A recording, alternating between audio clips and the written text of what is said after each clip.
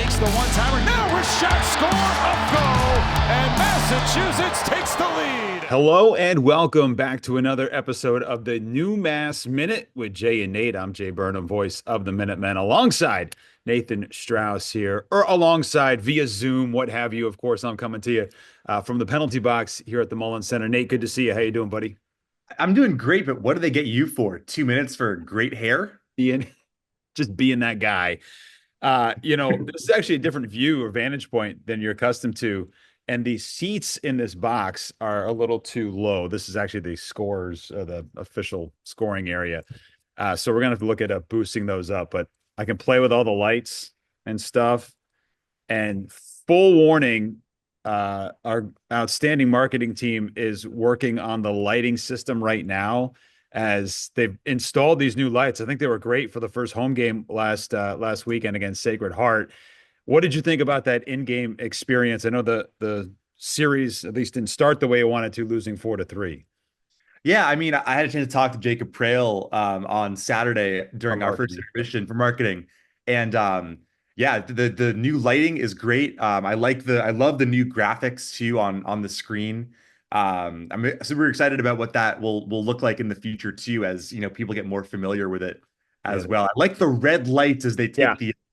That's a pretty cool look. And yeah, I think it just opens up new possibilities. But it was great to get back to the Mullen Center though on Friday, Jay. And I know you were on the call on the radio side, or on the TV side rather. I was up on the radio side, and a lot of action in that game. And Greg Carvel said that he thought UMass deserved better. And frankly, the shot totals, the chances, UMass could easily have won that game. But a goalie who stood on his head and some defensive lapses on the other end kind of cost the Minutemen on Friday. Yeah. Okay. So we'll go through it here. We're also going to be joined on this show by Brennan, Baxandall, who now works for the Seattle Kraken. He is a UMass alumnus. So we'll talk with him. Excited to get his perspective as the director of team services for the Kraken. Meanwhile, you lose the opener 4-3. UMass made a furious comeback at the end. You got an Owen Murray goal to make it a 1-goal game. Lyndon Alger started the scoring off. It felt like things were really going to go according to plan for UMass. But yeah, look at the shot differential and the chances that the Minutemen had on Friday in that loss. And you'd say, okay, maybe they deserved a little bit of a better fate. Yeah, and I think, what Greg Carvel often says is you get what you deserve. And, there was a point, the first period, it's tied 1-1. You go to the second period. UMass has the first 14 shots in the second period. They outshoot Sacred Heart, 18-4 in that second frame. And that included a 5-on-3 power play for about a minute. And I think that was the real turning point when UMass couldn't break through. Then you give up 2 goals at the end of that period and a goal right off the faceoff in the third. And it kind of got away from them a little bit. Michael Rabel didn't have a ton to do. And Greg Carvel says, most goalies would like to have a little bit more consistent action. Yeah. It's a lot harder to stay locked in. So defensively, UMass, I don't think played excellently in that sense on Friday, but it was great to see the comeback and the pushback. And clearly, they were able to figure out what went wrong, because Saturday, they came back with a resounding win, especially in that third period. Cam O'Neill got a goal on Friday, also on Saturday. We'll talk about him in just a little bit. But first, that game on Saturday, as we move forward here, you've got a 6-1 victory. The defensive pairings changed really for the first time this season. And we all thought, okay, you've got 2 freshmen in Larry Keenan and Francesco DeElce who had played together in the past. You like the way that they played. And I think ultimately they decided to shift it up and give each one of those guys a player that has a little more experience. And man, did that pan out with DeElce getting the first 2 goals of the game and the first 2 of his career. Yeah, and I like the move too, because Lucas Olestad and Owen Murray both, I think, added to the freshmen who they were paired with. It gave a chance to get Larry Keenan on his other side as well at times. I really like that move, and as good a freshman D pair as they are, there are some challenges that come with having 2 freshmen on the ice, especially, or 2 freshmen D on the ice at the same time, especially early in their season. You're still adjusting to the pace of the NCAA game, even when you come from a great program like Penticton and a great coach like Coach Harbison out there. So I really like that move. And clearly Del Elche, Greg Carvel said that he's maybe the biggest surprise of the first years. He knew he was going to be good. He didn't know exactly how good he was going to be. and he got rewarded with that first goal on the power play. And then, yeah, Jay's suddenly in Moulin Rouge. But he gets that first goal in the power play and then follows it up with another goal on a sort of on a rebound that after a Lautenbach chance, and then picks up an assist later on. So a 3-point day. I mean, it's great to get that first goal, but how about getting your first 2-goal game on the same day you get your first goal? Yeah, and to get into the Coach Carve comment section here, let me bring up the post game quote from after the second contest, which was Saturday, a win 6-1 for the Minutemen. He said, quote, "I wasn't happy with the first two periods. I thought we were sloppy and not competing at a very good level." And then he said he had a stern message after the second period, and it was great to see them come out and be rewarded for playing at that level. So clearly something was said by Coach Carve and the staff after those first two periods, and not only enacting that in the third period, but hopefully carrying over to this weekend against UConn. Yeah, I think they played, harder, bigger, more forceful and deliberate hockey in the third period, and it showed. UMass was pretty dominant in that third period in terms of, they didn't give up a shot in the first 15 minutes of that third period, and they drew some penalties. They played with purpose. They took the puck hard to the net. Pucks in deep is kind of a cliche, but it's a cliche that works. And the Minutemen did a really good job in that aspect. And yeah, they were able to get some very pretty goals. A lot of guys lighting up the score sheet. Cole O'Hara ended the game with another 3-point outing, and he still leads the NCAA in points, although Greg Carville post-game asked me not to tell him. So, Cole, I hope you're not listening. He's not watching. Don't worry. Not watching. On top of that, so that's what I was going to get into next. You got Cole O'Hara, who's really, kind of taking this mantle forward. We talked with him a couple of weeks ago about him getting bigger and stronger this season, not being pushed off the puck, being in the right place at the right time. And then also Idar Suniev, who did not score a goal this past weekend, but still is amongst the league leaders, is tied with the league leaders in the NCAA in goals scored. And I thought, especially on Friday night, when UMass pulled the goalie last couple of minutes, they were circling around. Suniev certainly had his chances. So, actually hearing the head coach for UConn, Coach Kavanaugh, say, look, this team is deadly offensively. And I think people are starting to take notice, especially with those two guys at the top. Yeah, and I think, Suniev, you wouldn't bet against him not scoring in 2 straight games. And in fairness to Idar, he did have a chance to shoot at more or less an open goal when UMass was up 5-1 on the power play against Sacred Heart, and elected to very unselfishly go cross slot and set up Cole O'Hara for an open goal. So Idar could have easily gotten that goal, but it ended up being a very pretty kind of tic-tac-toe goal to cap off a great day. And the points and the goals will be there for Idar Suniev. He was, I thought, really impactful on Friday, even without his goal. I mean, you saw how much time he had on the puck and how much effort he put in trying to play drive as a forward, which I really appreciate. And yeah, I mean, look, those two guys are going to lead the way, but you're also looking at Donzla Schmillis, who had a 3-point weekend, Kenny Connors, who had a great weekend.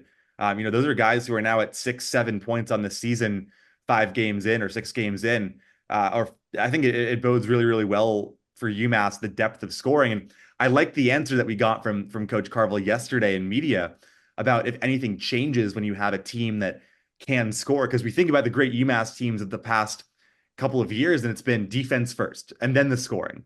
Well, this year, the scoring is going to be there. UMass has a game of 6 goals, 2 games of 5 goals, and a game of 3 goals in the first 5 games. So he said, no, nothing changes. We want to play the same way. We want to beat every team 10-0. So it might happen this year, but I like it. And maybe something we can get into next week, his comments on Donzla Schmillis, who said, look, he doesn't have a goal yet, but he's done everything right. And certainly that is coming soon for him. One note I did want to make is a guy that had a couple of points this past weekend, 2 goals for Cam O'Neill, had a tip in. That was a nice lead pass on Friday night here at the Mullins Center. He had 3 goals last year. Coach Carver saying, look, no one's really asked me about Cam O'Neal and what he can be. And so certainly for him to almost reach his production and goals from a year ago, just 5 games into the season, I think bodes well, not only for the depth that we've talked about of this team, but also the continued growth for these players. I mean, that sophomore season, so important. And you're continuing to see guys take that next step once they get to that level here. Yeah, there's a reason that UMass was named the best developmental program in college hockey, 2 years ago, and that's because the players who stick with it here at UMass almost universally get rewarded for their time and their effort, and that's a credit to this coaching staff and what they do in terms of development. I think it's an underrated part of the game, and it's something that you can't always quantify. But putting players in a position where they will succeed is something that this coaching staff is really, really good at. And, when Cam O'Neal jumped up to that first line or that top line on the sheet, as we learned, it's not a first line, it is the line that is listed first. But when he jumped up to that line on Friday and he got that goal, I asked after Friday's game, did you like his game? And he said, Greg Garvel said, yeah, when he's on the puck, it's great, but he wants more in all three zones. And Saturday, I thought, was another really good game. And you look at what he did last year, Cam O'Neal, he got 2 goals against Providence in kind of gritty areas right around the blue paint. And he gets 2 goals from right around the blue paint this weekend. That's a great area to be effective in, especially when you're playing alongside centers who will create space for you. So Kenny Connors did a great job on the second goal of going behind the net and just throwing a pass into the slot, and O'Neal kind of skated in and was Johnny on the spot. So I really like that. And again, if you can get goals from Cam O'Neal, you're looking at a lot of guys who are going to equal, double, smash their career point totals in this season alone. All right, before we get to Brennan Baxandall, who's going to join us in just a second, UConn this weekend, you can see by the lighting, working on our hat trick or treat promotion. It should be a sold-out barn on Friday, and you got to go to UConn on Saturday. What was your most impressive goal in the Sacred Heart series from this past weekend?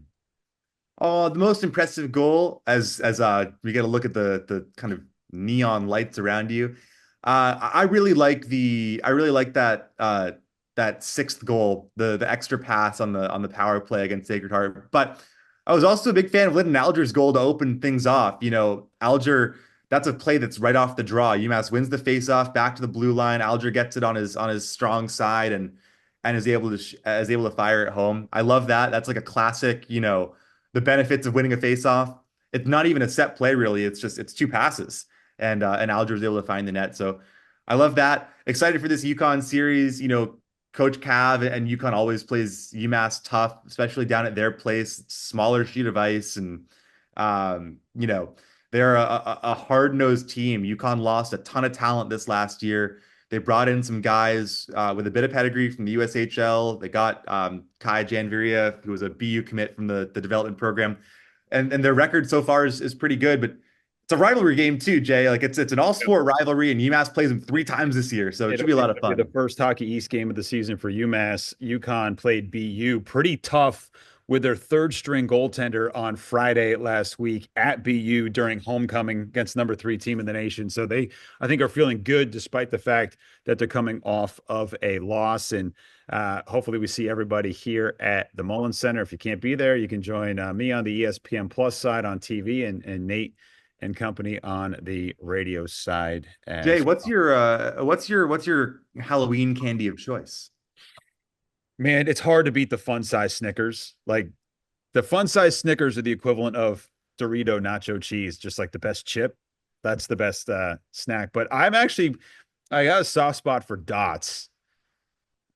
No, that's like the oldest thing you could possibly say. No, Mary Jane's would be the oldest thing. What about you? Or like my grandmother always loved the Raisinets too. Oh like yeah, no, I'll be handing those out. No, I would go with the king size Reese's cups, like the really big ones. You can freeze them, and then they're like little peanut butter and chocolate cookies. That or Butterfingers. That's great. It's an awesome time of year, especially here in Western Mass. It's been amazing this month, and the neighborhood I live in, the town I live in, is just they go above and beyond for Halloween. It's amazing.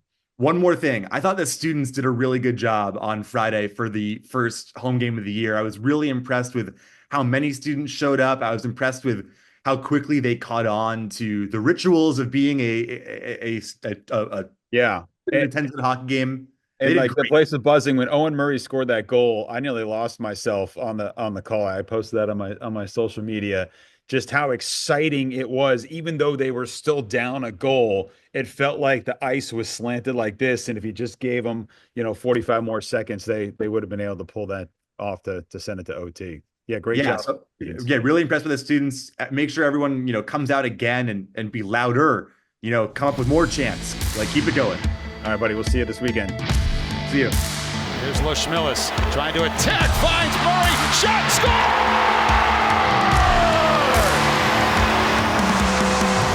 Owen Murray!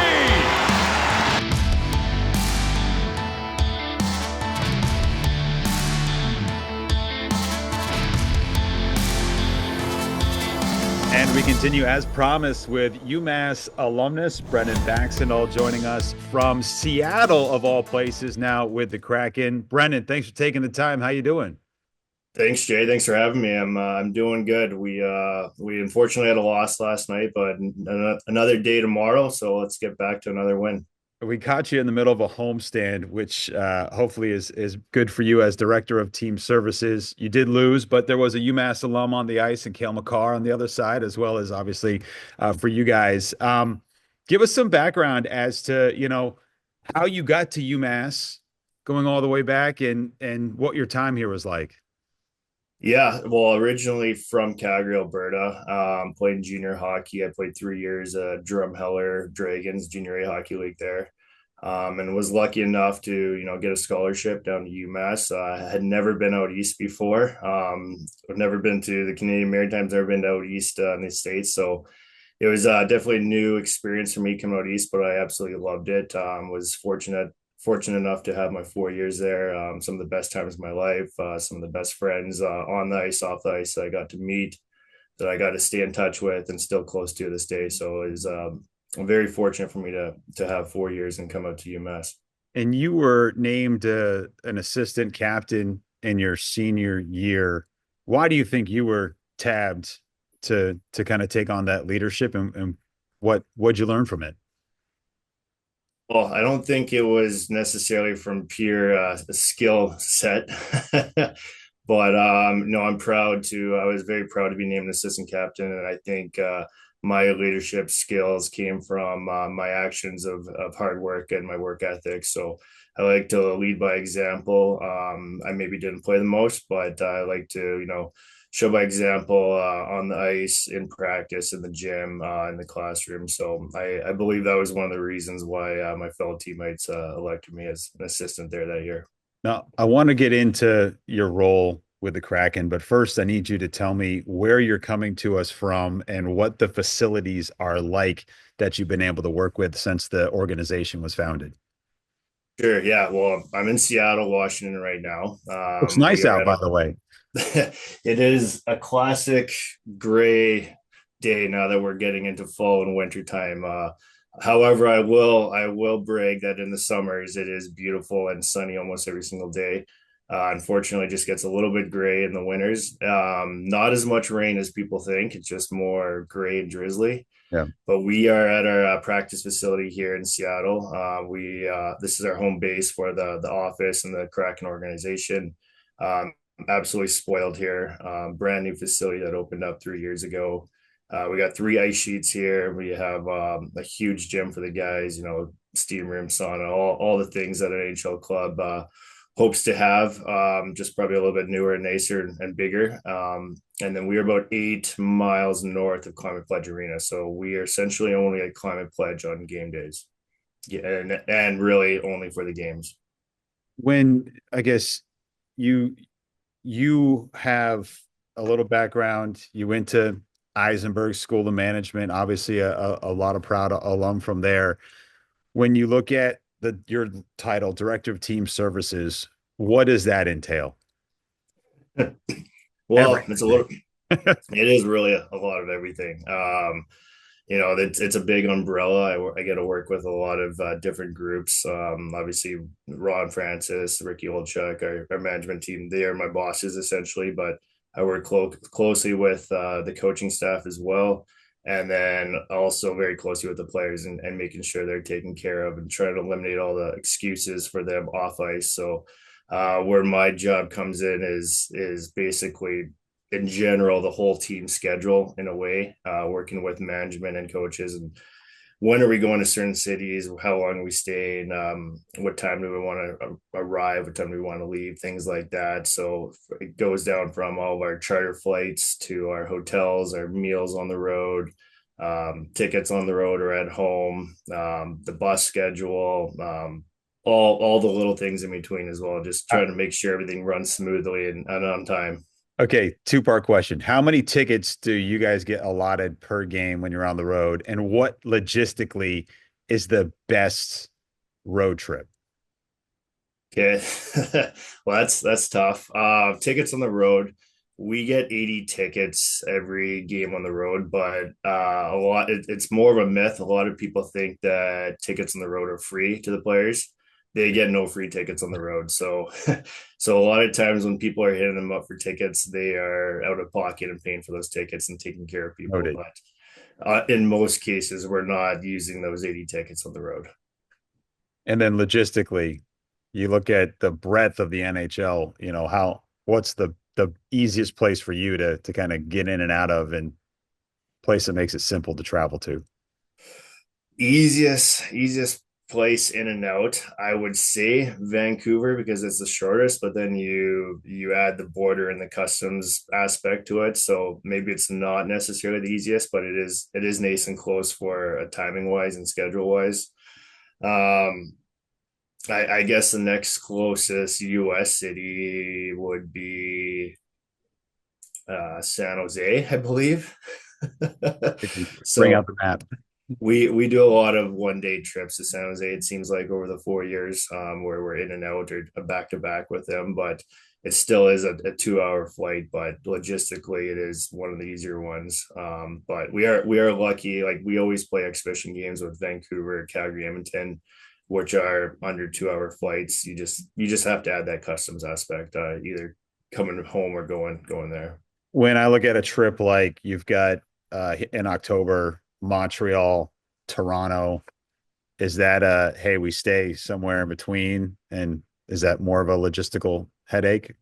Well, we got yeah, we leave Sunday morning here at 9 a.m. So it's a travel day, 5 hour flight to Montreal. But we got Montreal, Toronto, Ottawa, back to back with Boston. Always fun to come back to Boston area, see some old teammates in Boston, and then we go of all places to Denver on the way home. So it's one of our longer and more difficult trips. That after post game Ottawa, it's kind of a hurry up offense where we're trying to get some a meal in us right away at the rink, and then trying to get that bus moving pretty quick because we got to get to the airport.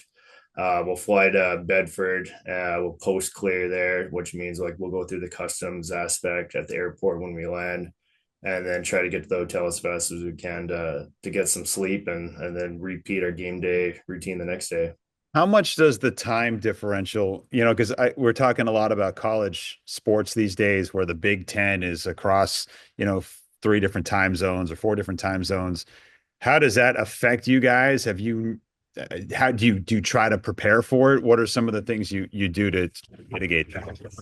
Well, anytime we go to a Central Division or Eastern Division, we try to leave 2 days early if the schedule allows us, just to get acclimatized to the new time zone. Obviously, a 2 hour, 3 hour difference is a big deal. So when we can, we try to leave early. And a lot of people, that come from East Coast teams, they don't realize the effect that has because you might already have a 10-12 day trip, and when you're leaving 2 days earlier, that's 2 more days away from the family, 2 more days away from home in your own beds, and all of a sudden you got a 10 to 14 day trip, right? But it is something you need to do as a team because it does make such a big difference when you're losing those 3 hours and heading out east. So that is one way we try to do that. So for example, this Sunday we leave at 9 a.m. And then we play them on Tuesday in Montreal.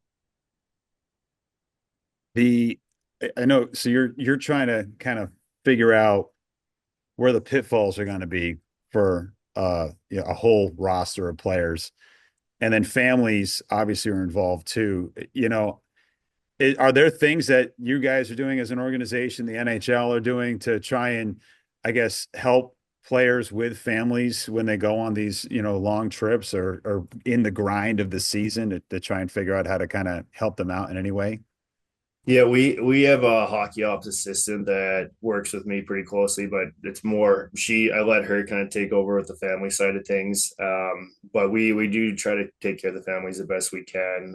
Whether when we get a traded player, we sign a player, just the whole moving aspect and all the logistics of moving and connecting the realtors or where the right communities might be. And then when they get here, meeting them, making sure they're comfortable, giving them all the resources that we could possibly give of Seattle. When we're on the road, it seems like, the significant others, the wives and girlfriends, they do form a pretty close knit group. So they seem to have their own little watch parties as is. Yeah. I've seen some of the pictures and videos, and they go all out every once in a while on a nice catered dinner and some drinks to watch the guys play when we're out east. So they do a good job of that. But our family group and the staff families as well, they do a lot of things behind the scenes for charities in the community. So they do keep busy when we are on the road, and it's good to see them helping out local foundations and charities. I could ask you 1,000 questions on all the logistics. So, I appreciate you hanging with me here. I just All curious, good. upon graduation, I mean, how do you get your career path to where it is at this point, and how do you get involved with an organization that was essentially starting from the ground up? I feel a lot of it for me was the people I knew and the timing and hard work and just obviously my whole career path is kind of lined up in a good way, but it all started with, who I knew and getting a lucky break. But being from Calgary, Hockey Canada was the headquarters. They have their headquarters there in Calgary. There's a skills guy, Corey McNabb, that I used to always go to his spring sessions when I was a player, and he worked with Hockey Canada. When I was at UMass, I think I bugged him for 2 straight years to try to get an internship. And after that second year of UMass, I was finally able to get in. I just wanted to get in anywhere with Hockey Canada as an internship, and I was taking sport management. But I was lucky enough to get into hockey ops. So, for 2 summers, I was an intern working. We have our World Junior Showcase that they do every summer, and then they have the under 18 selection camp and Helinka Gretzky Cup, the U17 camps that we always do, goaltending camps, POE coaching seminars. So it's always event after event after event in those summers. They go all out at Hockey Canada, so that kept me really really busy. I was working, with the top coaches, top hockey staff across Canada, across a lot of CHL teams every summer. So it was really good to learn that way. And then when I had graduated from UMass, I was looking at different options, maybe in the States, but Hockey Canada did come calling, and they did have a full-time position. And it was an experience and a company I couldn't pass up. Working alongside, like Scott Salmon, who's one of the top hockey minds in the world when it comes to hockey, and his leadership and his experience. So that's how I got in, got into and I guess I stayed in hockey, but how I kind of got onto the hockey ops side of things. I worked about 4 years there, working some great events and tournaments, and I worked with our Paralympic team. Got to go to South Korea for the Paralympics, which was just incredible. So you're just doing all, like, and it starts because you're knocking down doors to try and get in. I think that's important to. And I'm talking to you after a game that probably didn't end too early in the evening and your night last night. So when I tell people like what it is to work in sports, I mean that's kind of the dedication that it takes. Exactly. Yeah. It was Hockey Canada. It's a great opportunity, great experiences that I would never trade in for anything. You got to travel a lot and work with, as I said, the best people there is, and World Juniors, and the highs and lows and the pressures.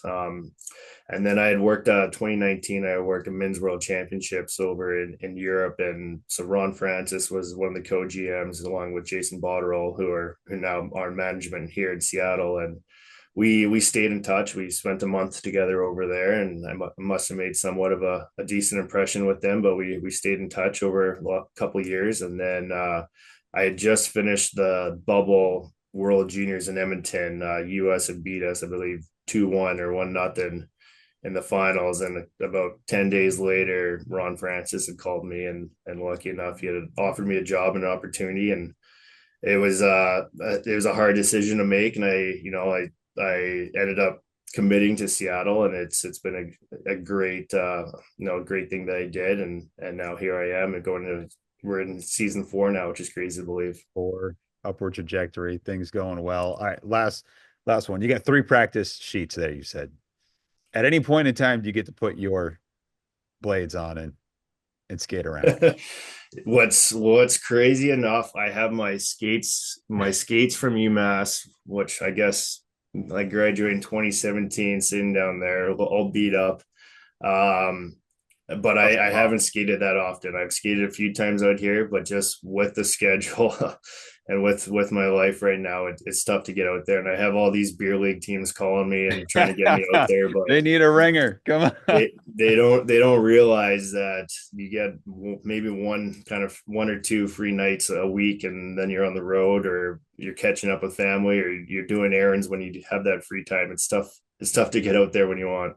Oh, Brennan, it's fascinating to hear what you're doing. We're, as an organization here, rooting for the Kraken. We talked with Eddie Olczyk a couple of weeks ago, and certainly there's obviously a lot of connections across the coast. So thank you so much. Good luck this season, and we appreciate you taking the time. Of course, and good luck to the Minutemen boys there, and thanks for having me.